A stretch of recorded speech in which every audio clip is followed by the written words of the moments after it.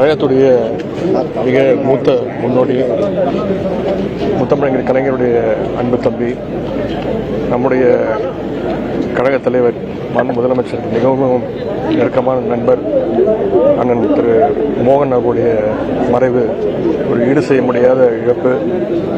தன்னுடைய சிறு வயது முதலே கழகத்திற்காக தன்னுடைய பணிகளை செய்ய ஆரம்பித்தவர். சொல்லப்போனால் 13 வயசுலேயே கழக பணியில் ஈடுபட்டவர். எமர்ஜென்சி காலத்தில் கிட்டத்தட்ட 1 வருடம் மிஸ்ஸா கொடுமை, சிறை கொடுமையை அனுபவித்தவர். எப்படி அது மட்டுமல்ல, முன்னாள் நாடாளுமன்றத்துடைய முன்னாள் உறுப்பினராக செயல்பட்டவர், சட்டமன்றத்துடைய முன்னாள் உறுப்பினராக சிறப்பாக செயல்பட்டவர்.